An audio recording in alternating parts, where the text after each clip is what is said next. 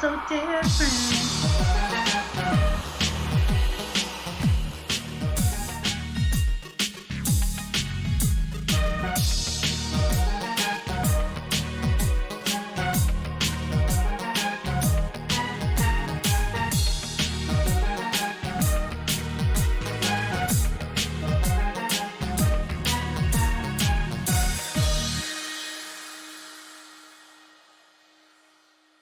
Good morning, good morning, good morning. Thank you so much for choosing to spend your day with We Are Not So Different. This morning's guest is Miss, would you prefer Vicky or Victoria? I'm fine with either. My everybody I love calls me Vicky, so call me Vicky. Okay, Miss Vicky Lowell of Empowered Worth. I'm going to give you a little bit of background and then Miss Vicky can say her hellos.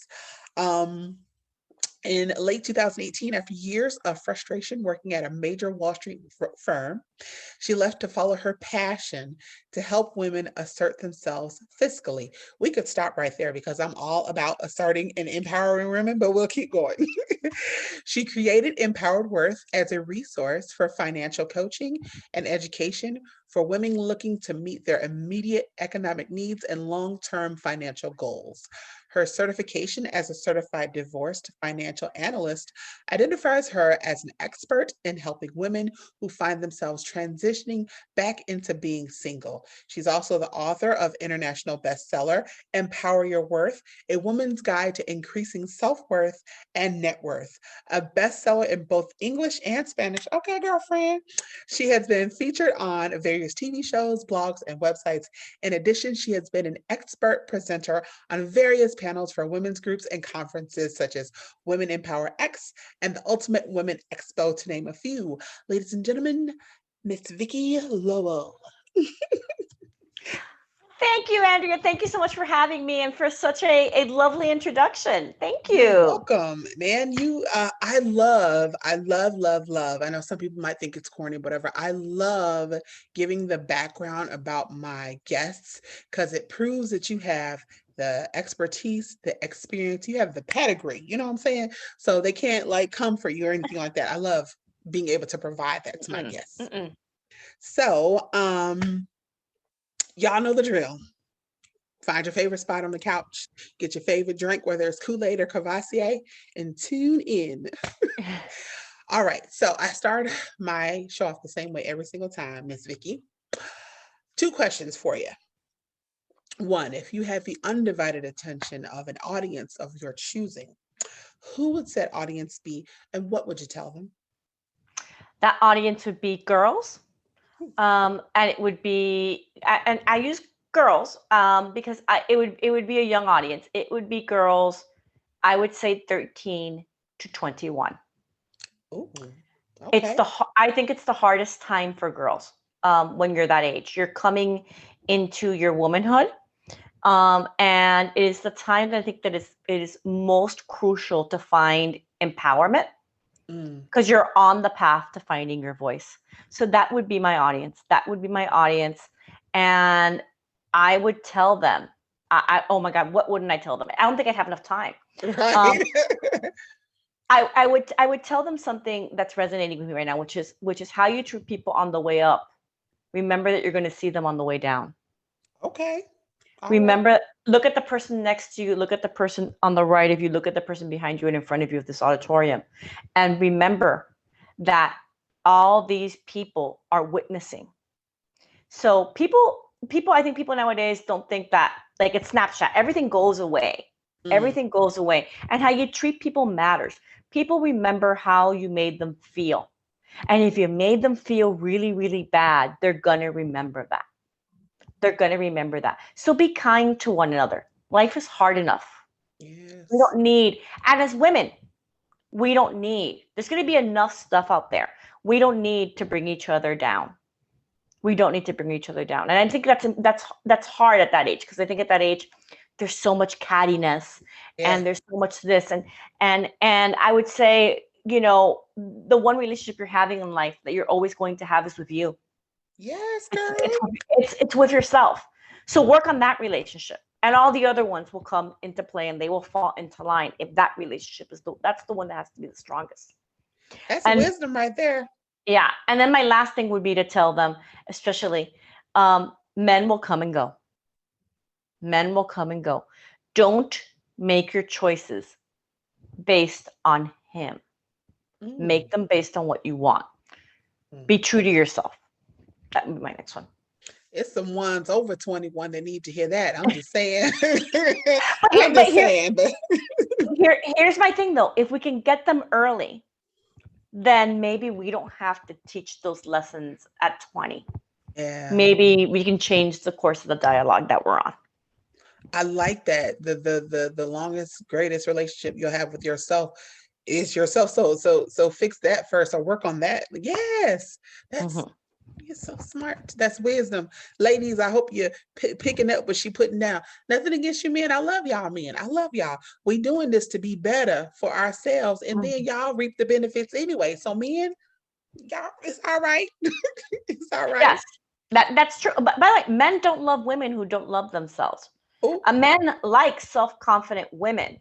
Real men, yeah, real men like self-confident women who have a good relationship with themselves. No one wants to be around the train wreck. That's that just the part. reality of it. That is the truth. And I have one more. This is a pearl of wisdom that was given to me by a therapist at a point in my life where I wasn't feeling very great, and I sought help.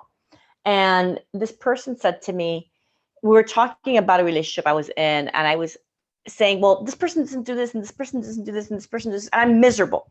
Mm. And this therapist turned to me and said, have you informed X that they're responsible for your happiness?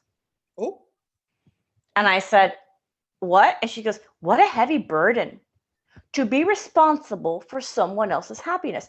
The only person responsible for my happiness is Vicky Lowell. It's not my husband, not my kids. It's me. And I got to do what I got to do to be happy. yeah. But what a burden to put on somebody else to make them responsible for your happiness. Ew. Ew is right. Yeah. I couldn't even. Oh, yeah. I couldn't imagine. Mm-hmm. Okay. I hope y'all ladies and fellas, I hope y'all writing down notes because she dropping nuggets of wisdom for y'all today. All right. Number two, if you had the opportunity to speak to little Vicky, let's say 5 or 6 year old Vicky, what do you think she needs to hear? She needs to hear that you're going to be amazing. You don't know it yet, but you're going to be amazing. And you will find your voice because 5 and 6-year-old Vicky was very, very quiet. She swallowed a lot of her feelings and her emotions. And I'm not going to tell her that that's wrong because she needed to do that to survive. That's what it was back then. But she's going to find her voice and it's going to be amazing when she does. It's going to be the loudest voice in the room. Yeah, oh, yes, yes. I love it. Little Miss Vicky. All right. Find your voice. Okay.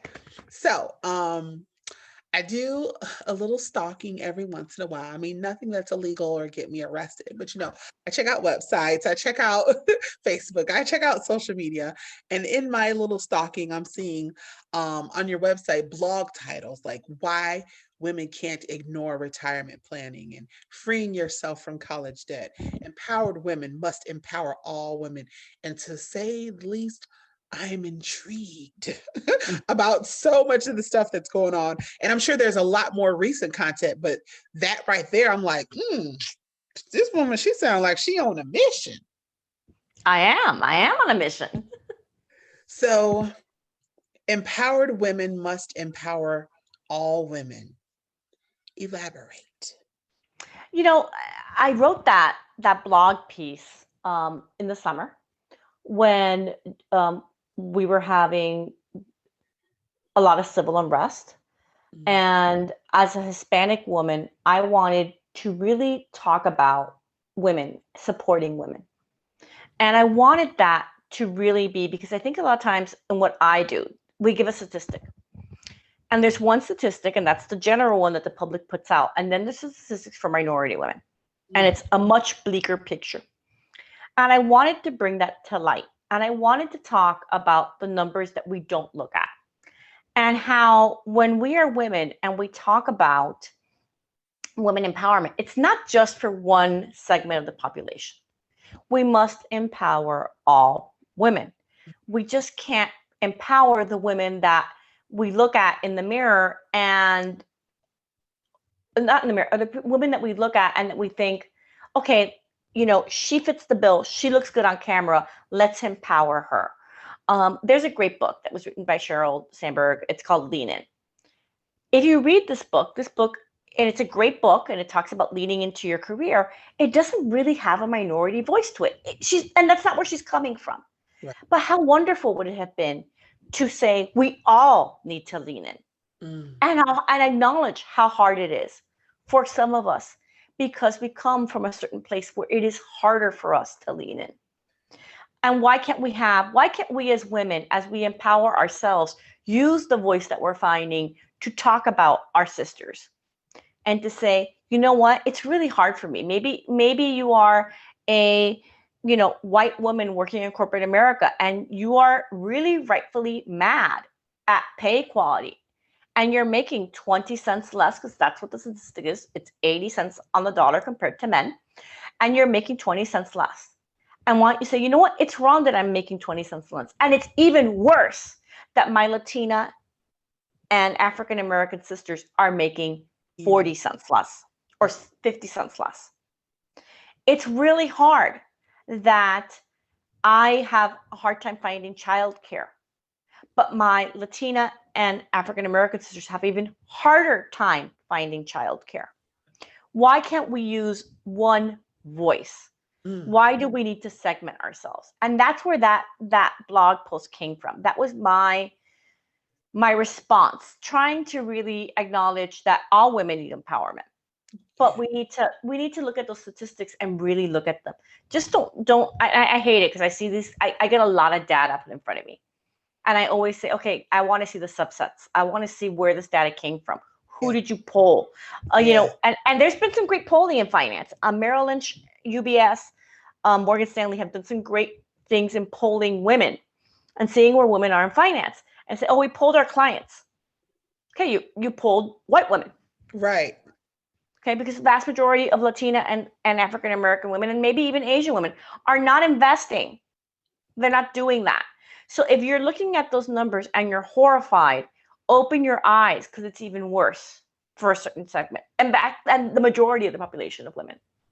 Wow. Yeah. What perspective are you? Is your research coming through? What lines are you like visioning through? Yeah. Okay. Yeah. And I didn't know about the 80 to 20 cents on the dollar, and then the 80 to 40 to 50 cents on the dollar for women of color. That's crazy. Yeah. So, I mean, go ahead. we don't talk about that. We don't talk about the full picture. Even with the Me Too movement, we had the whole Me Too movement, and thank God for it. And it was amazing. Where were the voices? Where were the women, Hispanic women? Where were they talking about what happens to Hispanic girls and African American girls? Because the figures are worse. They're worse. Violent crime against women is horrible. Violent crime against minority women is worse. We don't talk about that. Wow. So all these good little tidbits and great big tidbits coming through your blog, and then you have the podcast, Empowered Worth. So I would imagine, but I won't assume, that you're speaking on the same types of topics, but with we'll say a wider cast net to include those minorities that often go unheard and without a voice. Yes. I've been very, very, very proactive in making sure that the podcast, which was kind of like an afterthought for me, and now has become my main thing right now with COVID. I really started podcasting in earnest. I really try with the podcast to give a very diverse view, to have all voices, not just one voice. And we don't just cover financial topics. I think Empowered Worth and the blog tends to stick to more financial topics. In the podcast, I've been able, like you said, to cast a much broader net and to really bring all topics of empowerment to the forefront, and to talk and to have. And I love when I get a woman who tells her story. When I have this amazing woman who's giving this wisdom to the audience by sharing the very rawness of herself. Yes. Because that's how we really empower. That's Yes, how ma'am. we empower. Um, so yeah, it's been a joy, and I love the podcast. And to all your listeners, to listen to this, go listen to the podcast. And if you want to be a guest, I always tell you, go to the website. You can be a guest. I take guests of all walks of life. I take guests globally. I take guests from everywhere, and it's and my husband laughs at me because I happen to have a following in Australia, and he's like, Oh, and it's the most hysterical thing. And he's like, "What are the Australians doing today?" And I'm like, "Oh my god!" It's like this little Cuban girl from Miami, is connecting with the Aussies, and yeah. that is the gift that this platform gives podcasters like yourself, like me, that we can really, really touch. And that's when you start to see that the things that unite us are so much bigger than the things that divide us. It's That women true. that women are going through the same thing. By the way, the the United States has a lot of same gender issues that India has. I didn't know that till I started podcasting, had some guests from India, had some people leave me emails, and I said, I want to go find out. So I got, like I said, some data, because that's what I do. I look at the numbers and I got some great reports. And they were talking about COVID and women, and they were comparing women in India. I was like, oh my God, like we don't think like that in the United States. We don't think like that. It's horrifying to us to think that we might be on the level of, a country that we look at as being maybe a little less than. And actually, we're doing the same. We're not doing that great. So let's Right. have a conversation, because we should be doing better. Agreed. And I'm Hmm. all about, well, as you can see, I mean, both of Yeah. us were podcasters. Yes, let's have the conversation. And I love what you said. Like, that's part of my mission statement. There are so many more things that will unite us as opposed to those things that divide us. And thus the term, we are not so different. Bing, bing, bing. Hmm. So, yes, I love it. So then you have the blog, you have the podcast, and you have the book, Empower Your Worth, a woman's guide to increasing self-worth and self-net. Now, recently I started repairing my credit. And let me tell you, I don't know what it is, but my head is held a little higher. My shoulders are a little bit straighter, knowing that I'm taking steps to fiscally prepare myself and put myself in a better position credit wise. It's got to be a great feeling to take that and then just like multiply it exponentially with the platform that you have that is focused. You're passionate about doing these things for women. Yes. Yes. And first of all, I so applaud you for doing that. And I would actually say you were probably holding your head a little higher when you decided to take that step, because it is when we start to value ourselves that we realize we have to clean house. Mm, We have to take care of certain things. And then we start to take care of those things, and we feel even better. And it all feeds into each other. It's all like watering the tree. As mm, my mom used to say, you got to water and fertilize the tree. That's what we're doing when we start to connect with our self-worth. We are watering the tree, and we start to bring fertilizer. We start to take care of the leaves on the tree. So that is where I was going with the book, that there is a correlation. And by the way, I say this to people who go, well, does that mean that, are you saying that I don't have money because I don't have self-worth? No, that's not what I'm saying. There are women out there who are multimillionaires who have no self-worth. And because of that, they have a negative relationship with money. It's not about what the number is. And yes, there's a little bit of that. What is the number? Are you in the black? Are you in the red? What's going on there? Is the money tree growing in your house of abundance? Yes, there's a little bit of that. But it's also about, how do you feel about that money? I have dealt with a lot of people who have a lot of money and feel nasty because they have it. They feel less than. No one gets that. There are people who feel like they don't deserve it. mm. You can have, and by the way, this is something really common, and you see it a lot of times with the sudden money situation, where people who have worked really, really hard, we see a lot in athletes, is where I've seen a lot of writing on this. Athletes who all of a sudden, very young, come into a lot of money, and they don't feel like they deserve it. They don't feel like they have the capacity to handle it. And what ends up happening is that they end up squandering it. in the end. Why? Because they never felt they deserved it. They never felt like that money was there to take care of them because they weren't worthy of being taken care of. They couldn't see 3 years ahead or 5 years after retirement because they didn't feel worthy of it to begin with.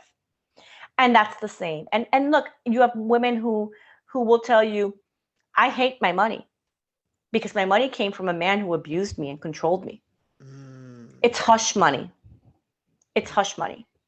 And they never grow that money. You can have money and never grow it and never use it. You see it all the time. You see people who they call it the millionaire next door phenomena a little bit of times, and you hear things being called about people who have money. They die, and she left $5 million, but she lived in squalor. Why would she allow herself to live like that but still have that money? Was it frugalness, or was it that she didn't think she was worthy of it? Yeah, it Yeah. can't be frugal. That's got to be, and that's a totally different. I never. This one thing I love about speaking to so many different people that so many do so many different things. It opens my eyes. I swear I've lived like this. I'm just naive. I say it all the time. Like I am like the most naive like person, but I guess I never considered the relationship that people have with their money and how it's tied to how they view themselves. Yes. And when do we start making those money messages in our minds, those money scripts, as I call them in the book? I ask, one of the first questions I ask when I coach somebody, and I ask it in the book as well, is what is your first memory of money? A lot of times with women, it's about control. Money was controlled. I've had clients who said, I had an uncle who made me feel uncomfortable. And I'd sit in his lap and he'd give me a quarter. How telling is that? What was the money message she got from money? Do you think she likes money? She hates money. That's what's in her head. And we have to get to that in order for you to really think about money analytically and without emotion, because we want to think financially, not emotionally when we're looking at money. We want to know money is there so that we can do all the things we want to do. It's not there to chain us. It is not there to oppress us. It is not there to make us feel bad. It is not there to act like a drug. Who have horrible emotional problems that they want to numb. And they don't use alcohol. They don't use drugs. They use money. And they overspend. They overspend, whether it's the money they actually have or the credit card that they're charging on. And look, I have been there. I have swiped that credit card at times when I felt bad, and I've gone for retail therapy and felt a high as I was doing it, and then came home and felt awful and had to return the stuff. Oh. Yeah, because you can't afford it. So it's got to go back to the store. Wow. Yeah. So we have to deal with how we feel about money. And I'm imagining that's something that you do often in your role as a business coach. I was one of my questions. I'm like, does this woman sleep? Oh my gosh. So you're also a business coach and certified divorce financial analyst. That is a mouthful. And what I'm hearing, so how you automatically dove into the emotion or the things that it's tied to, or one of the first questions you asked was, what is your first like connection to money, your first memory?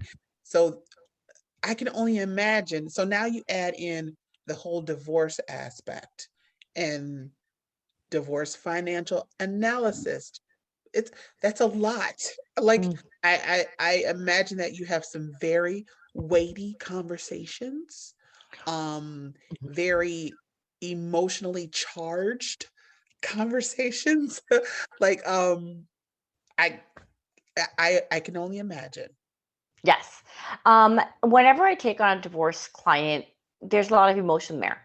And like I said, that's one of the hardest things. We need to get the divorcee to start thinking financially, not emotionally. Divorce is a multi-layer thing. And divorce coaches can talk to you, and psychologists can talk to you more about that. But the problem is that divorce is also really, like, in terms of the court, it's just a separation of assets. Right. It's a separation of assets. The emotional part is a completely different room in the house. And then there's the financial part. And we need to get to the part where you can think, okay, I'm just separating. This is like if you were taking company A and company B, and it was the AB company, and now you want to make it the A company and the B company. That's all it really is to the court, especially if there are no children involved. It's a separation of assets. And I always tell this to people. I need to get them to stop being, when they come in and they cry, and we have that, and we cry together at times. Because at times, the level of abuse that happens in a marriage, there's 1,000 ways to hit without laying one finger on somebody. And a lot of men do it through money. A lot of men do it through money and chip away at that person's self-worth. I have seen it with entrepreneurial women with great businesses. I have seen it with C-suite women. I have seen it with professionals who say, I don't know where I lost myself. We got married and I was his equal, and somewhere down the line, I stopped being his equal. And I don't know where that happened. Where it happened was that, oh, you don't have to work. Why are you working? You don't need money. You don't need those credit cards. Get rid of those credit cards. And I will say, I don't even think the men know they're doing it, because we're falling into all these social conventions that were made and placed into our world in the 1930s and 40s and 50s, where women weren't valued. And all of these things that we're doing, because it's what you do when you get married and it's how you run the household, they devalue women. And that is where we need to change the narrative. And that is what we need to do, so that these women, if you do come into a divorce situation, you say, you know what, it didn't work out. And that's horrible. And yes, there's 1,000 emotion there. And I'm going to deal with that with the kids and our family. This family, which is not going to stop being a family, because especially if you've had children with a person, you're never getting rid of them. Right. So we're gonna find a way to all coexist in this new reality of ours. But from a financial standpoint, no, this is just 2 and 2 equal 4, and this is how we're going to split them up to make them 2 and 2 again. That's all. It's just addition and subtraction, how we're going to make that work. And that doesn't have to be emotional. Because honestly, the hardest thing that hurts people when you go into a divorce emotionally is that you start making bad decisions with the finances. Okay. Because there are decisions that are made out of emotion as opposed to logic. Right. When you get a woman who comes in, the scorned wife who wants, it's like Merchant of Venice. She wants her pound of flesh. Okay. She wants her pound of flesh. But remember, you can't get that pound. You can get the pound of flesh, but you can't drip one ounce of blood. How do you do that? I can't. How do we do that? And when you can get her past the point of saying, you're trying to get revenge using your pocketbook, and the only person you're going to hurt in the end is yourself. Because the reality of it is, you're going to get divorced. He's going to go on working. He's going to make money again. He's going to walk into the sunset with whoever. And you're going to be left there bitter, unresolved, and with not the assets you should have gotten. You see it a lot with the house. Women who get really, really, really crazy about, I have to keep the house. I have to keep the house. And it's because of the kids. Is it really? Is it really? And I've actually had clients that I said, you've moved 4 times in 5 years. Oh, that's it's not. It's not about. This is not about the kids. This is not the home that you brought them home from in the swaddling. No. Why are we because your self-worth is wrapped up in being in that home. Because that's where you've worked for the last X number of years in your marriage, and that's where you decorated and you made a home. And I get that. But here's the thing. He's going to give you the house. He's going to take all the other investment assets away. He's going to take his retirement accounts away. You can't eat that house. You can't eat that house. Wow. Okay. You can't eat it. You're going to sell it and have a tax consequence. And those kids that you adore are eventually going to leave. And the house is going to start falling apart around you. And you can't support the house because you need his income to support the house. Yep. So, you know what? Sell the damn house, get the assets you need, and buy a great freaking condo on the water. Oh, yes. Now you're speaking my language, on the water. And just for you, like I need to let my listeners know, let's be clear. She is not divorced. She is not No. anti-marriage. She's been married for quite a long time. So she's not one of those bitter, resentful women that she's discussing. She's happily married. How long? Yes. Oh, almost, I think 25 years soon. That maybe, isn't it hard? Because we've been dating. We dated for so long, 1992. So we will be 30 years boyfriend and girlfriend next year. That's a long time. I love it. I love to hear all the stories.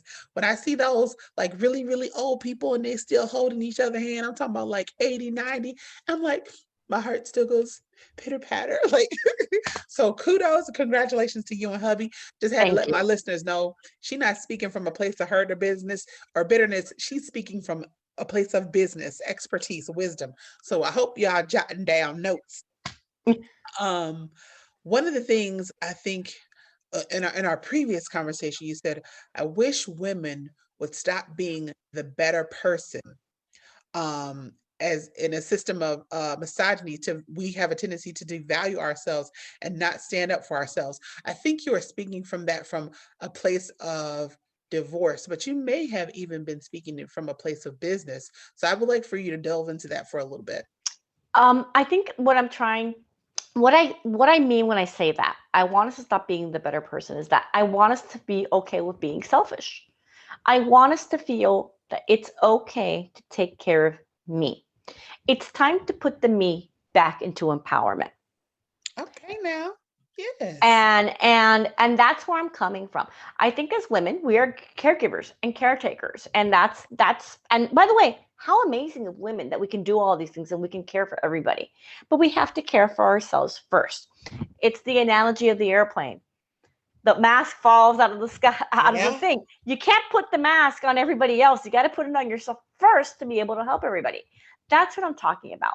And I think that in society, with a lot of the misogyny that you see, it's really hard for women to get there. We are applauded for being selfless. Oh, the selfless mother. I love that. You know what? I am a selfless mother. I would give my life for my children. Okay. I really don't want to though, and that's okay. And at times I want to lock the door and have a bubble bath, and that's okay. Yeah. And you can make yourself a Stouffer's macaroni and cheese in the microwave. That's okay. Yes. It's okay. Yes. And it's okay to say to our parents and our bosses and our husbands and our friends, hold on, not going to happen the way you think, not going to fall into the conventions that you want me to play. And if that makes you uncomfortable, then you can't be on this team. And that's okay. Page left. Yeah. Bye. Bye. I love It's that. okay. It's okay. I one time I have a daughter who has a learning issue, and we were starting to deal with it. And I was having actually a discussion with my husband. He did not agree with me, and I was the one that was going to steer the ship. We all knew this, and I remember saying, "I don't think you understand." I said, "I'm the captain. This is my ship, and if you can't follow orders, then you need to go.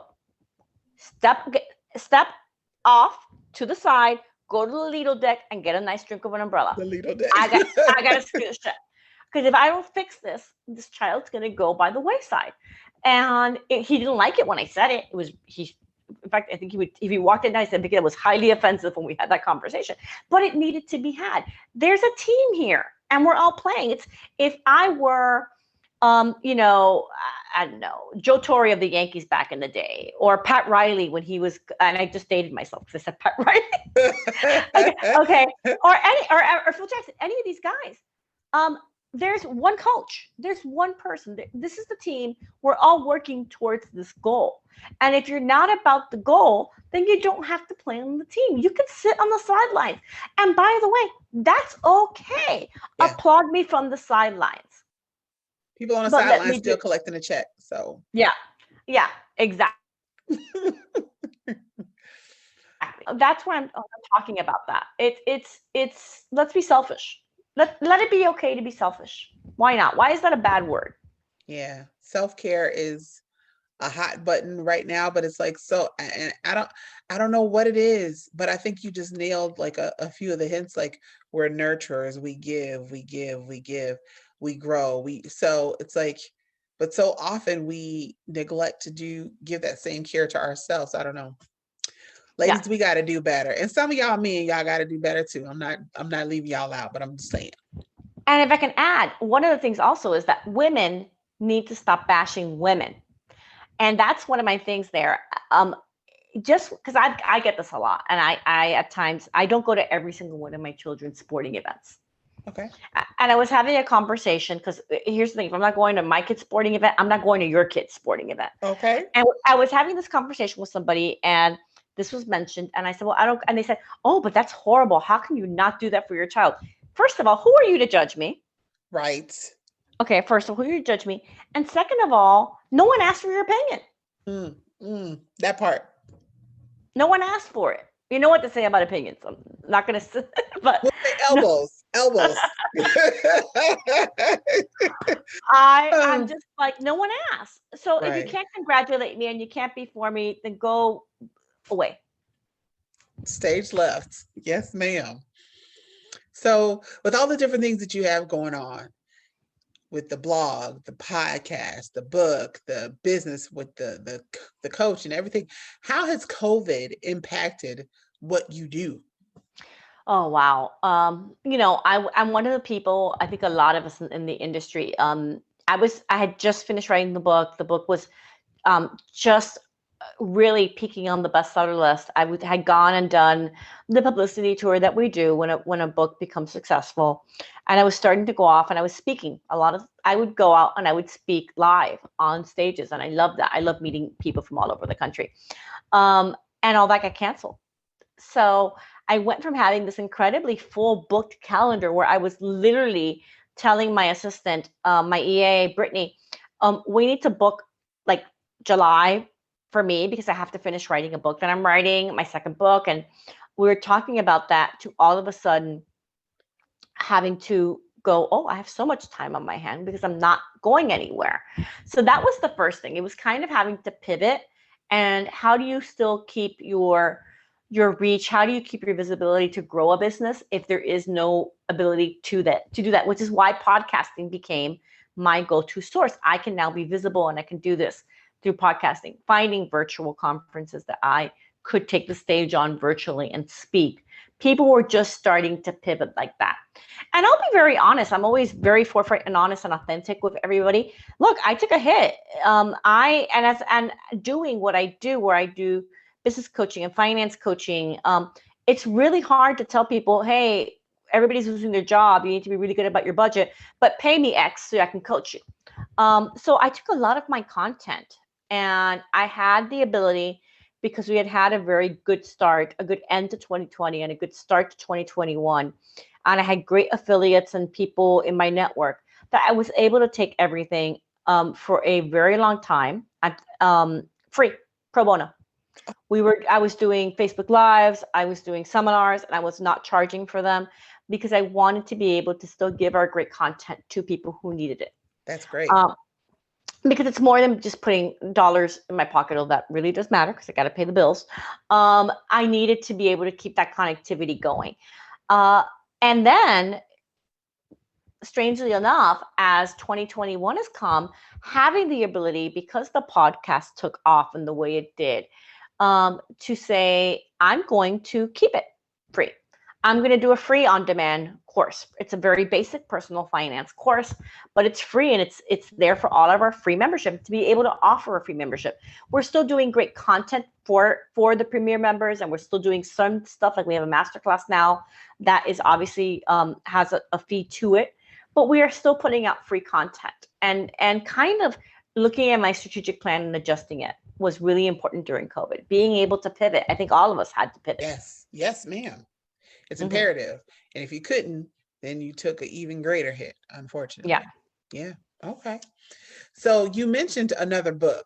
You said second, but this, I think before previous conversation, you said it was book number 3 when Prince Charming. Can we talk about that or not? Yeah, that's book number 2. Okay.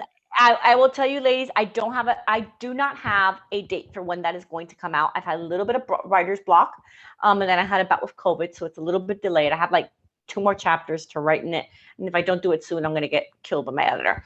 But but here's the thing: I actually want to go back and add some stuff to it because I've learned a lot in the last year, and that is when Prince Charming stops being charming. Don't let him run away with the jewels, is our little topic there. Okay. And I love it. I love it. I have the book art for that, and I wish that I could share it with you guys.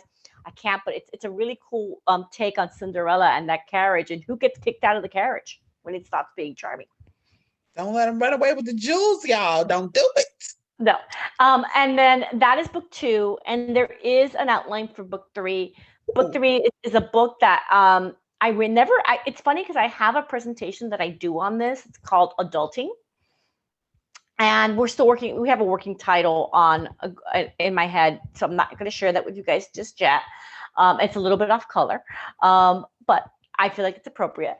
And that book is going to really be a how-to guide on getting your children from college to adulthood, from that last part of high school to being full-fledged financially independent adults. And what are the steps you have, how to do that? My take on it, my take on this horrible, I can't stand the word adulting.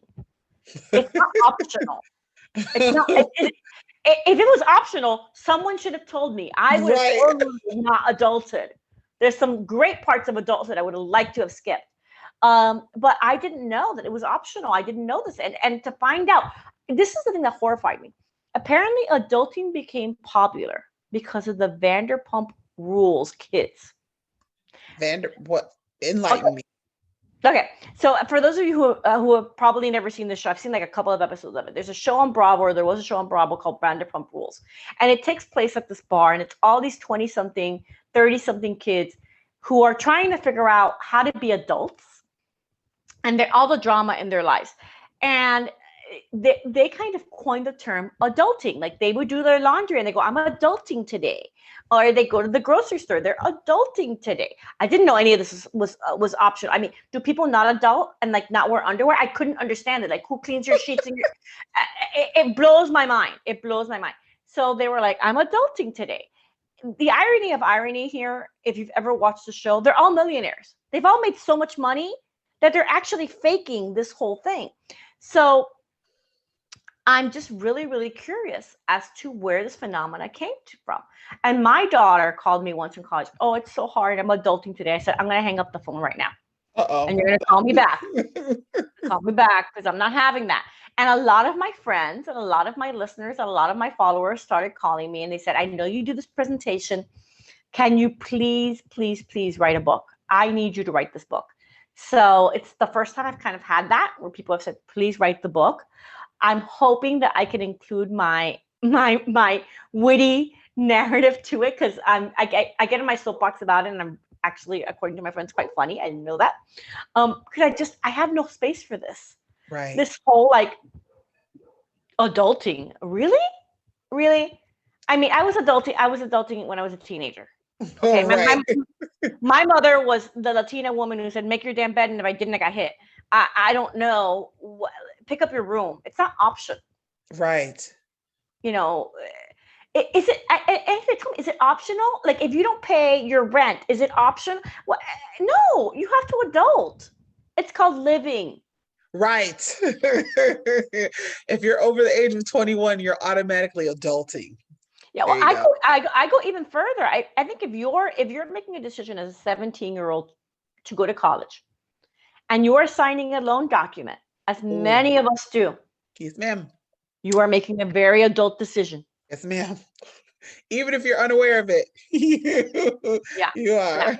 Yeah. And you should see the faces because I give this speech and I give it a lot of times to high school seniors when I say that. And I say the most important financial decision you will ever make, you have made if you have committed to college. And I'm like, did you ask anybody for advice? Did you ask your parents how this is going to be paid for? and they all look at me like the eyes start opening up really, really wide, and I'm blowing their mind because they've never thought of this. And I go, you've made the most important, the most important and probably the most long lasting financial decision of your life you're going to make at 17. Yeah, it's true. Mm-hmm. Mercy. And I know it's another thing you talk about college debt on your blog. I saw some of those and I was like, very interesting. Yes, ma'am. So you've got book number 2, you're finishing, you got book number 3. Anything else coming down the pipeline? We have the master course. We're doing enrollment right now for that. Classes will start the first Thursday in April. They're live and on demand. It's a very basic 12-week personal finance course. We meet for 1 hour a week. We cover a topic. We start with cash management. We do insurance. We do debt management. And we do investing very lightly. Just to kind of give everybody the education you're not getting in school, because this isn't being taught to people.